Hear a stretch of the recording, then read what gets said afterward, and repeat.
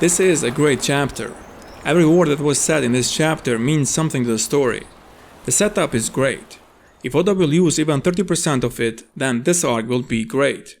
The Reverie arc and the Whole Cake Island arc, they also had a great setup, but it was not used. And all that work went to waste. But I hope that the Wano arc will be different than those other two arcs. The first panel in this chapter is a flashback where Law said to Shinobu, "I will not forgive you for doubting my friends, and an alliance without trust is useless." I did talk about that in my previous video, that in this alliance there are too many leaders, and it might come a time when they want to do things differently, and that might cause real problems. But I did not think that would play too much of a role in this arc. But seeing that the first panel in this chapter is Law saying that, I don't think this is a coincidence. So it could be that Oda will go more into that route to make the story even more complex and interesting. It was interesting to read the conversation between Usopp and Nami. I really like how Oda has been writing for the Straw Hats recently. He's treating them as real characters, which is great. When Usopp started defending the Heart Pirates, at first I thought maybe he's being rational, which is really important in an alliance. But no, he's laying the groundwork just in case he gets caught and will reveal information to the enemy. Nami did surprise me when she said I would resist. I was like, where did that come from? But then she did finish the sentence and said I would resist for 3 seconds. But hey, that's still more than Usopp. So it is confirmed. Nami is braver than Usopp. Anyway, right in front of them, they see those 3 men who did try to kill Komurasaki. We saw them in the flashbacks as well. So they were not killed but just exiled from the capital. I was still seeing comments that Komurasaki/Hiyori is bad because she did deceive those men and took everything from them. I said it from the beginning that those guys were not good guys and Komurasaki did nothing wrong. So after this chapter, I think it is clear to understand that Hiyori did nothing wrong. And by the way, their names are quite creative. Bingo, Bongo, Bunga. Even if those guys were good guys, they did deserve everything that was done to them, just because of those names.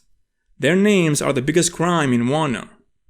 So yeah, just when you think Hiyori could not get any better, she knows how to surprise us. Anyway, in this chapter Oda did give us the answer to a question that I was really interested to know. I was wondering, is Toko a psycho? And in this chapter I did find out that no, she is not. She is just the daughter of Yasu. And that's why she does laugh all the time, no matter what is happening, even if her life is at risk.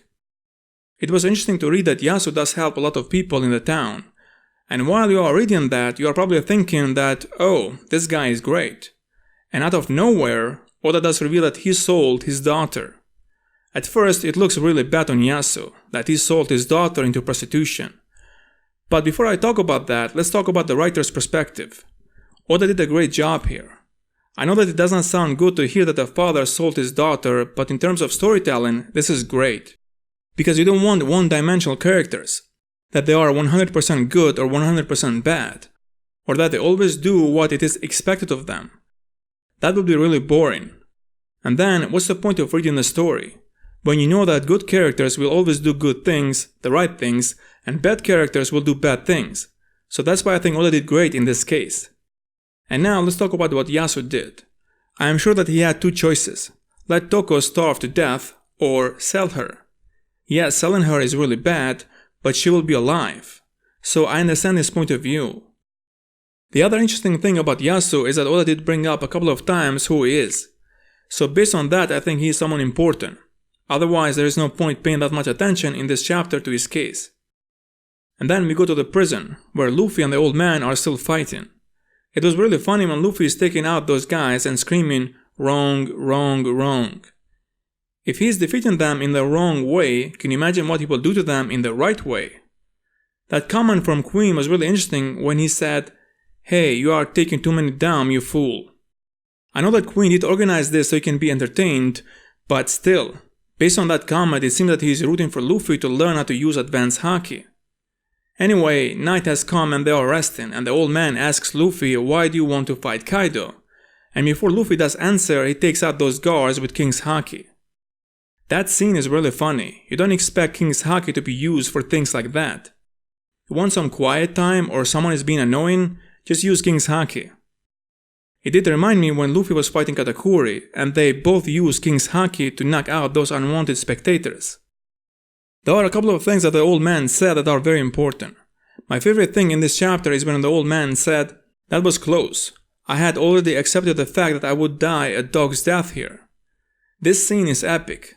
After 20 years he will get the chance to fight back against Orochi and Kaido, and not just him, but all those thousands of samurais that are put in prison just like him. From the beginning it was stated many times that the alliance has less people than Orochi and Kaido, and now we know where the alliance will get more people, and that way they will be able to fight against Kaido and Orochi. And these are not ordinary men. Orochi saw them as threats. That's why he did lock them up in prison. But also for all these years they had only one thing in mind, their enemy. Because it is not that you have other things to do in prison. I am sure that when they will get out of prison and join the battle, they all will fight like demons. And lastly, Oda is still not showing us Kawamatsu. I did talk about that in the previous videos, I don't want to repeat what I said, but to make things even more intriguing, Oda gave us this text. The old man said, "He is the one person we need to break out at all costs." The old man is strong, so the fact that he is the one who is saying these words, this means that this guy is Yonko Commander level or even higher. Anyway, what did you guys think about this chapter? Let me know in the comments. Thanks for watching, like, share, subscribe for more One Piece videos, and see you in the next video.